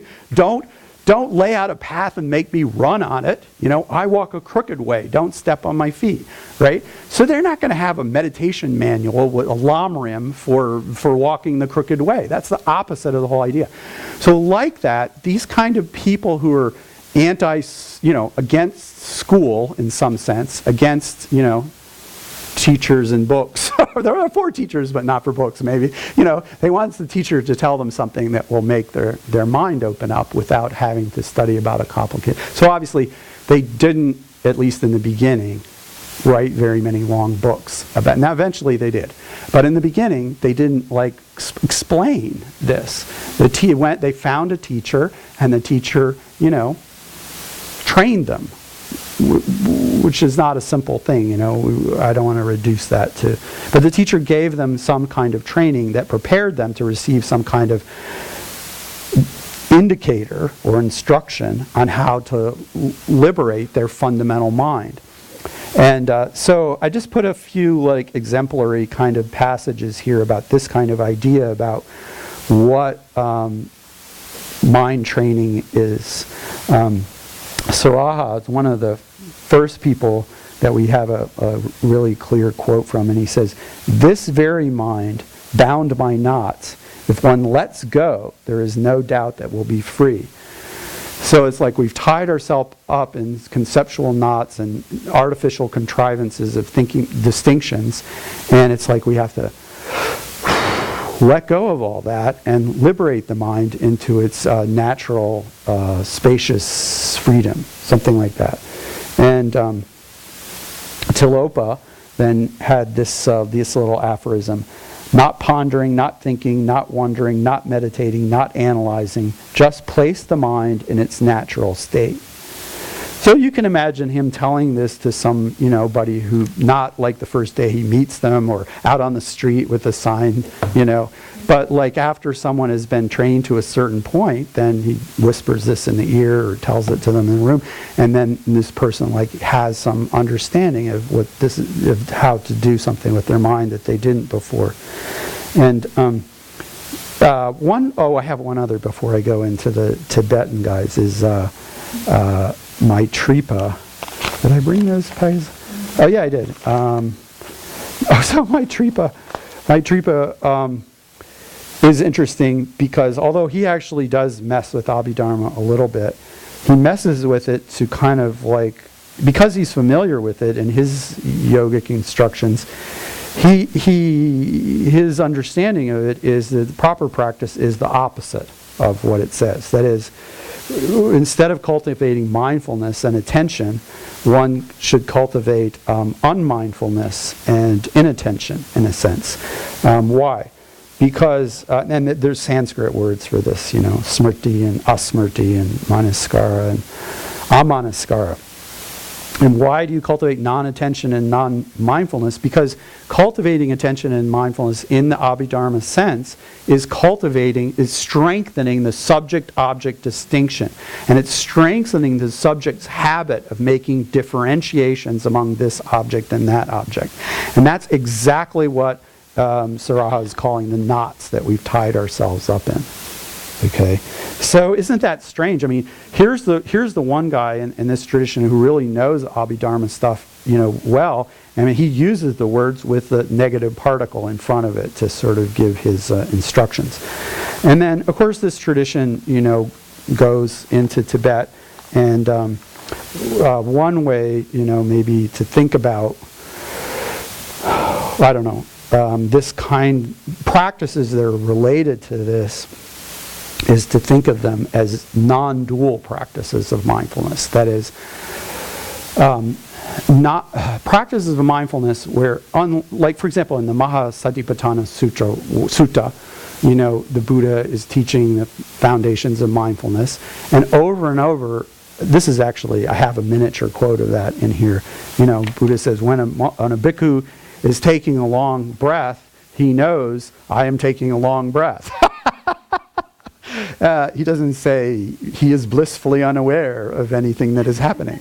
And so there's and it just goes like that through the whole sutras. It's like Buddha knows, bhikkhu knows this. So when you're sweeping, you're sweeping. When you're walking, you're walking. And it's like all this knowing that's going on. And you're not, it's not when you're walking, you're sweeping or that you don't know anything. It's that you're walking. It says that a lot, right? So that would be what we might call dualistic mindfulness, I guess. I mean, it's not what anybody really calls it, but it's like the regular mindfulness that we would have from coming out of the Abhidharma tradition. But then this other approach is basically, because it has this innate rather than constructivist approach, is saying what you want to do is reveal the fundamental purity of the mind, or a Buddha nature, which is our natural inheritance. That the words that tend to come up are things like not being judgmental. Like if you read John Kabat-Zinn's descriptions of mindfulness, as adapted over to the West, the key thing about mindfulness is not making judgments, right? And what is the other key thing? Just being focused in the present. Be focused in the present. Don't make any judgments. Don't think of yourself as grasping after a particular object, this or that, but just make your mind open like a spacious sky. And then, if some versions, it also goes so far as to say, don't make any effort. Just relax. Relax into the open sky of judgment-free present. Something like that. So I'm trying to put together these different qualities. Now, you don't always find every teacher hitting all four of these points, and some, might say the opposite of one of them. But it's like these kinds of things like go along and give shape, to the Dzogchen tradition and the Mahamudra tradition as ways of like meditating on the mind itself rather than some other object. And so I wanted, still have a little bit of time. I wanted to just say something about that because, one of the key concepts that operates in these traditions is the idea that you can overcome the duality of subject and object because you can get into a state of consciousness in which the mind is knowing itself just there. So there's no subject and object that are separate because it's the mind knowing the mind. Now, how do you understand that? Do you mean that there's some consciousness that in that very instant is having no object other than that consciousness, which is in that very moment knowing itself? Do you see what I'm saying? Or do you think maybe that it's the consciousness of this microsecond observing the consciousness of the prior microsecond and inspecting, what its qualities were as it passed? Do you see what I'm saying? And to His Holiness, because Mahamudra comes into Gelugpa ultimately, and His Holiness has books on this, too. You can see that this makes a huge difference because in the philosophical understanding of the Prasangika tradition is that, you can't just have a self-instituting knower, a knower that knows in and of itself. A knower exists in relationship to an object. An object is constituted as such, which we can talk about more tomorrow, in relationship to the perspective of a subject. You don't just have just think about it just like you don't have tables that are tables in and of themselves, apart from appearing as tables from our point of view, but not from the spider's point of view. Right? They're tables, but they're tables considering us. Right? Well, like that, just as a table depends upon us to be constituted as a table, His Holiness's point of view, Tsongkhapa's point of view, Chandrakiri's point of view was that, you have to be, for a consciousness, it has to depend also, it can't just be a consciousness in and of itself, it has to be a consciousness of something. Now, this is a big, but some schools disagree with that, and they say that there's, what in Tibetan is called rangrik, in Sanskrit, svasamvedana, which means, reflexive self-awareness, I guess is what people are saying a lot now. So, reflexive self-awareness, what does that mean? When people talk about reflexive self-awareness, the mind knowing the mind, do they literally mean a single instance of consciousness which is able to be conscious without having any object other than itself? And some people think that, and that's what they think the practice is, because it's not inconsistent with any philosophy they have. It fits. It can. It exists in Yogacara philosophy, but it doesn't exist in His Holiness's philosophy. So this is not one of his Mahamudra book, but just from Here to Enlightenment, where he gave us a quick explanation of meditation. He said, well, some of the meditation we do is in Mahamudra. One of the things we could do is we can focus one-pointedly on our own minds as objects of meditation. And when you practice, this is page 132, we can practice meditation in which we focus on the mind, taking the mind as our meditative object. However, don't form the impression that a single instant of the mind, a single mental state, somehow looks at itself. That would be autonomous self-cognition, rangrik, and we're talking about something less dramatic, but that operates within a very minute time frame.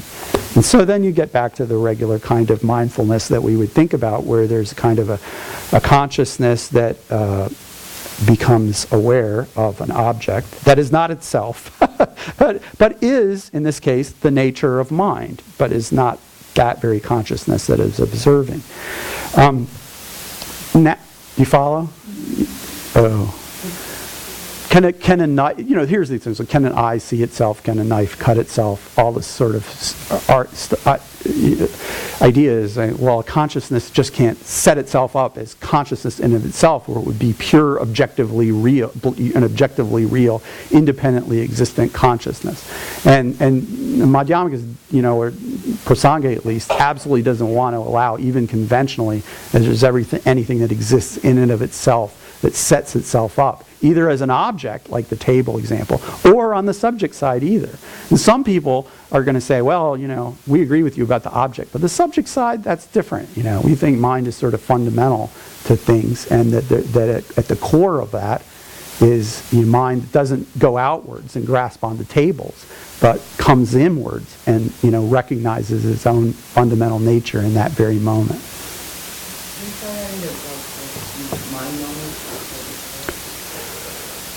Mind moments, well, in the Dalai Lama's way, what he just said is that like one instant, that doing Mahamudra as he understands it as one instant of mind is identifying and meditating on the character of the previous moment of mind. It's not one moment of mind, like moment of mind X is meditating on that same moment of mind X, because then there isn't an interdependence. There's no dependent arising. You see what I'm saying? It's like a self-instituting awareness, and it's important to avoid positing that. Now, one of the things is that this in my notes, but that comes up about this is that so when yogis have experience of emptiness in direct perception, they don't think, oh, here am I realizing emptiness. Actually. And it's not even that they don't think that. It doesn't appear that way. And it's not like it's just emptiness. It's just that there's no, when only emptiness is being directly perceived, there is at that time no sense of subject and object that are as different. But that's not because there aren't subjects and objects. It's because the difference between subject and object is a conventional phenomena that doesn't appear in the face of seeing only the ultimate reality. But it doesn't mean that there isn't any difference between subjects and objects. Things arise conventionally through the interdependence of subjects and objects, parts and wholes, cause and effects, and maybe predators and prey at the organic level or something, But so things arise interdependently, and the fact that when a yogi goes into the very deep, so you say there's like ultimate state of consciousness, the ultimate state of mind, ultimate mind that knows the ultimate reality, doesn't see any dualistic distinction. So therefore, many people conclude there must be no such distinctions, right? In Tsongkhapa's system, it's like so many people have concluded that. So Tsongkhapa was like kind of a genius in a lot of ways to figure out how to solve that problem, and to say, yeah, conventional distinctions exist. It's just that because they don't exist ultimately, then they don't appear to that mind. So when a yogi, it's not that the yogi is wrongly perceiving things non-dualistically, is that they perceive emptiness in a way where dualistic distinctions vanish, right? And then the Buddha also has that kind of mind where, from the point of view of the aspect of Buddha's omniscience that knows the actual way that things exist, there's a vanishing of all dualistic appearances, right? But that doesn't mean that those dualistic distinctions don't have some conventional existence. It's just that doesn't appear to that kind of mind that's focused on the final nature of things. Yeah, so this is explained in my book, Introduction to Emptiness. And maybe we could talk more about it tomorrow. But anyway, let's look at the long Tsongkhapa quote to end 33. And then I'll just say a few closing things. So Tsongkhapa and Lamrim Chemo, Great Exposition and Stages of the Path, Volume 3, posits an opponent's view. One does not find any view or any understanding of selflessness. There isn't any view to be found. Rather, one meditates on the meaning of how things exist by holding the mind in a state that lacks any thought. That is, that holding the mind, in a concentrated, thoughtless condition, that's what it means to make the mind in accord with reality. This is because the way that things exist, the actual way of things, emptiness we call it, it cannot be identified in terms of what it is or is not. That's why Zhao Zhou said mu. It's like you can't say has, you can't say has not. And since the final way that things are, you can't say yay or nay about it, you can't say up or down, that putting the mind in a thoughtless condition makes it in accord with the actual way that things are. Since no objects exist in the face of emptiness, the mind doesn't apprehend anything, and that makes it consistent with the mode of being of reality. Yeah. So, Tsongkhapa has some things to say about that.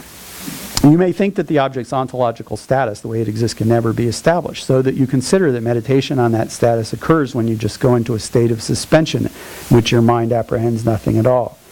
In such a case, you may think that insofar as phenomena are ultimately free from all elaborations, the meditator does not know even that, but stabilizes her mind without identifying anything at all, because this is what accords with the lack of elaboration of all phenomena.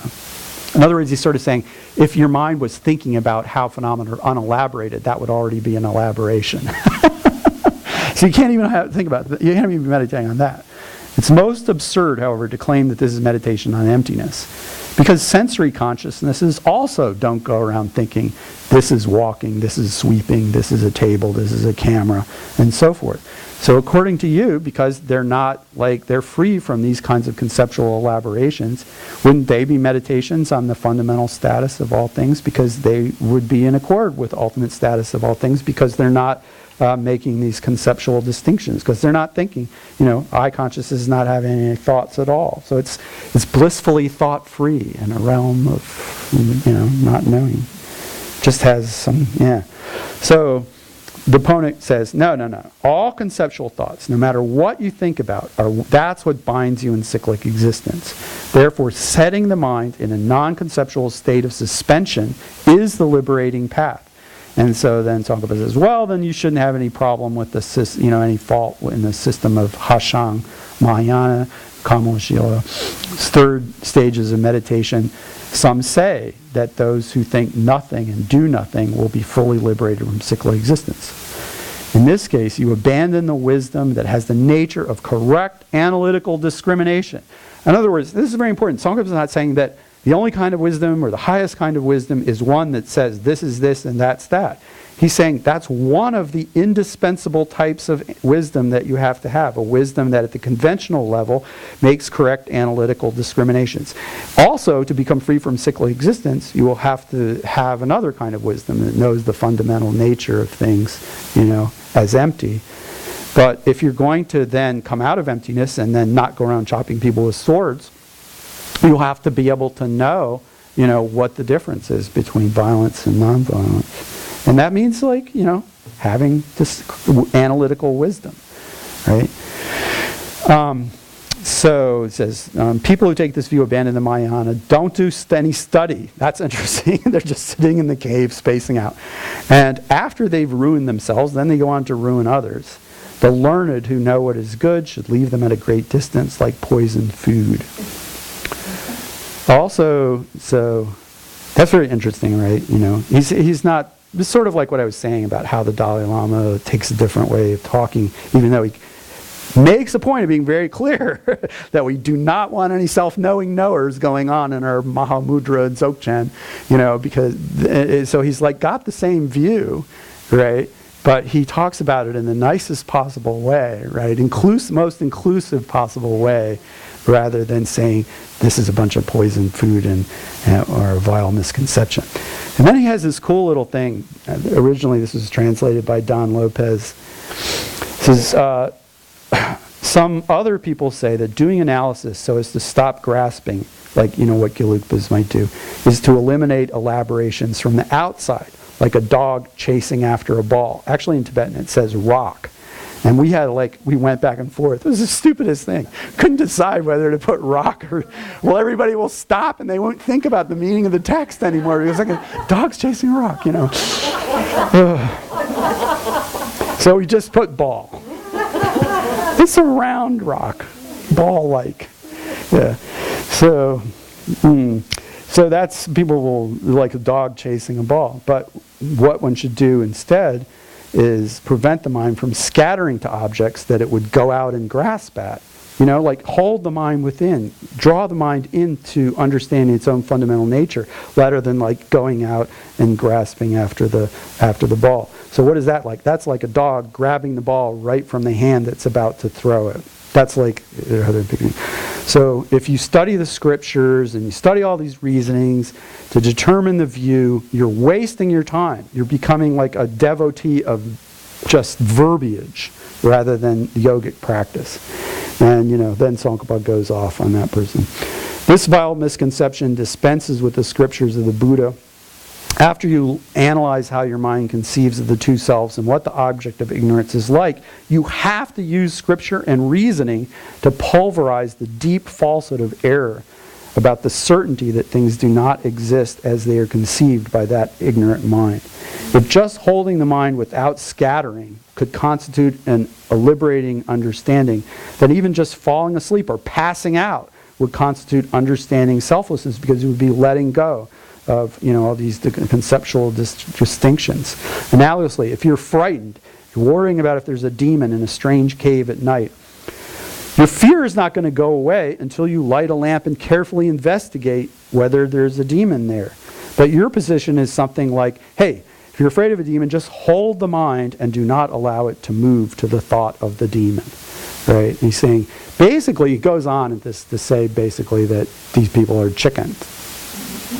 They're cowardly because they won't light the lamp and go out and look and see the demon of ignorance and confront it and grapple with it, and so they're just like going like this and hiding themselves in not thinking. A not thinking space feels a lot safer. Yeah.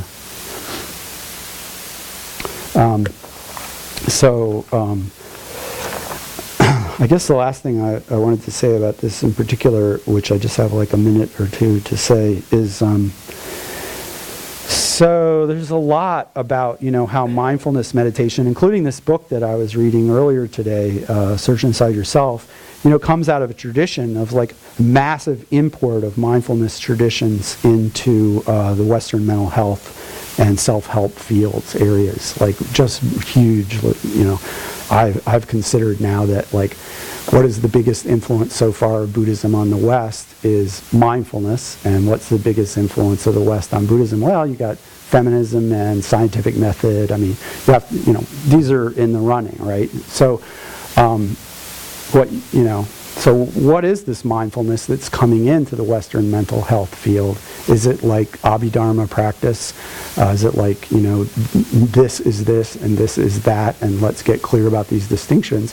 Well, by and large, it's more derived. It's not pure, and everybody's a little different. But there's a lot more influence, I think, from this non-dualistic side.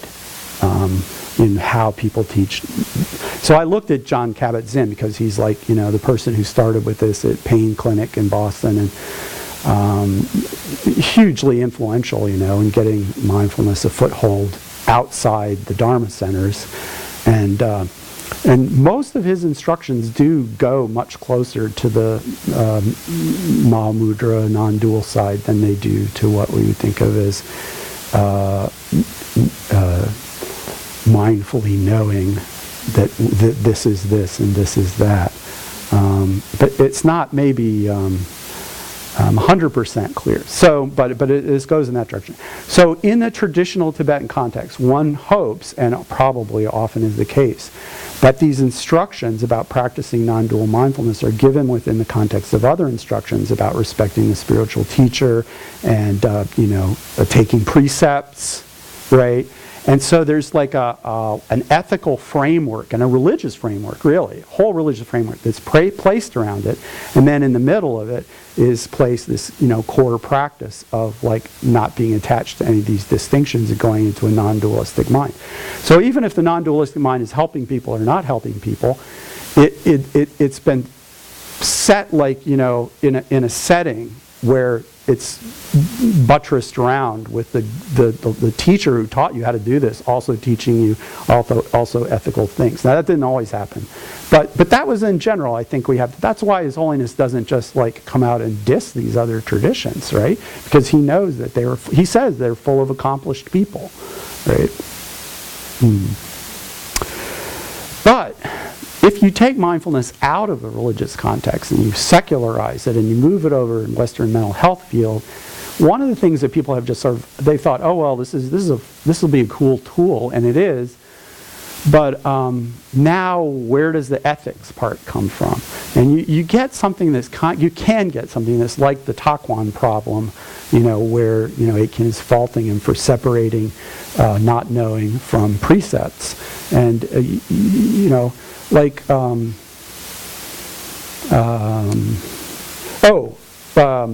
somebody was giving me an example today of like a Westerner who's doing meditation and then through non-dual mindfulness like meditation was getting into kind of a nihilistic extreme in the context of practicing the martial arts.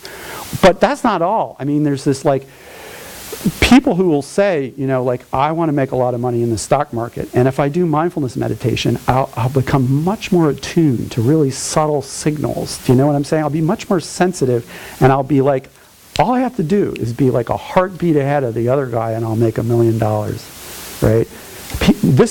I can't make this stuff up, right? The people are actually doing things like this. There's not any ethical framework that's agreed upon. So it's like it's left up to anybody who decides that to use mindfulness in a mental health setting to figure out. Oh, a great example. I don't know if anybody ever watched the show The Sopranos. The Sopranos is about a mobster, and this horrible mobster, like who kills people all the time, decides that he's having family problems, and so he goes to a psychologist, right? And it's like it goes to the psychologist. Now the psychologist doesn't teach him mindfulness meditation, fortunately, but she helps him become a better adjusted sociopath. So he's like really much more effective in his job of murdering people and ripping people off, and right? He's not conflicted, and he's just really clear in his mind about what he's doing, and right? No hesitation, pure consciousness. Yeah. But from her side, she's extremely sensitive and yes. really angry. Right. Because she does have an ethical training, but she also has a professional training that tries not to get her patients. Exactly. That's a really good point. Right. No, I saw that. She starts squirming after a while. At first she's just like, oh, I have to help everybody who comes through the door. And then it seems to become gradually clearer to her that even though she is helping him, it's not making him a better person. It's making him better at being a bad person.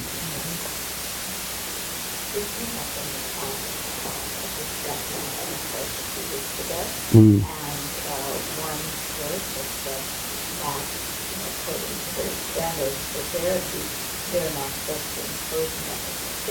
They're supposed to help the other person find their own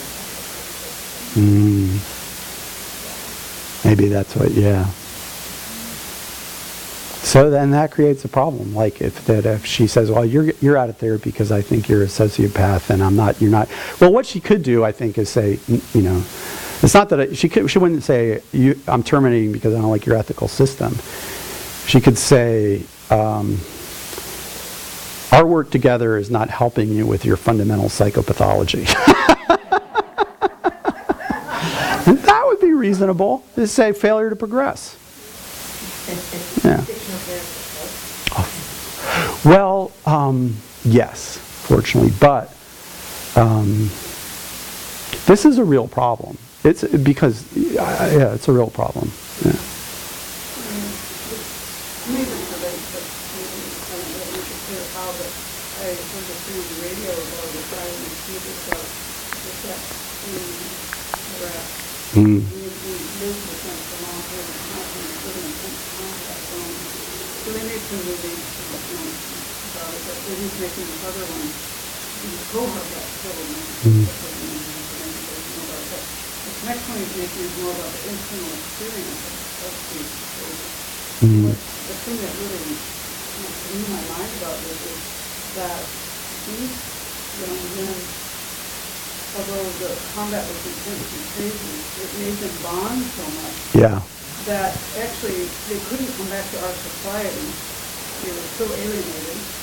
And then they actually, the ones who actually did better psychologically are the ones who stayed in the services. And a lot of them wanted to go back. Yeah. And it's not like they liked what they were doing so much. It's just that the kind of connection that formed was so strong, and it really made me see how Right. there's, I guess I want to say some kind of yearning, but it's so deep that you can get yourself really kind of twist it around.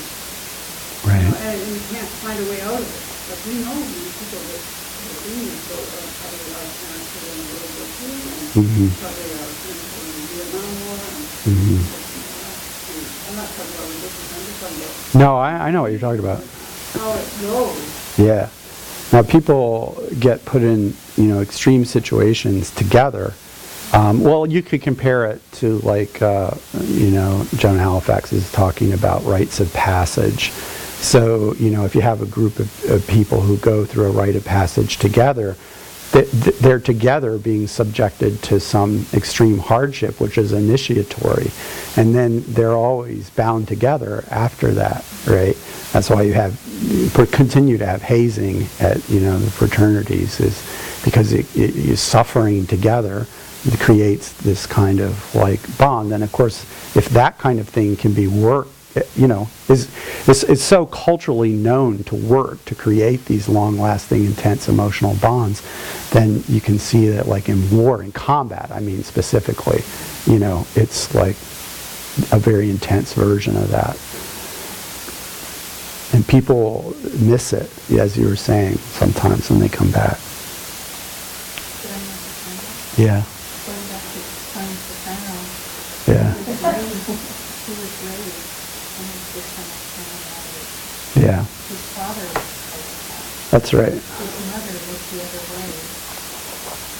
And he sort of raised back from the reality of the criminal aspect. The man members of the family were involved in.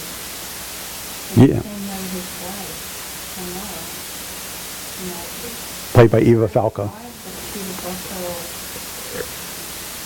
women fell into it, and I think it just goes back to defending the right, and these people have causes, from birth. Yeah. For the way they are. Right.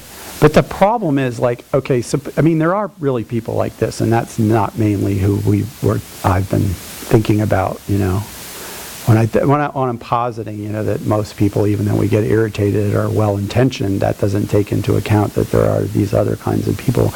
And it's like very difficult to figure out like how to work with those kinds of people. And it's clear that when you don't really have a setting or the resources to do it, you have to step back rather than make the problem worse.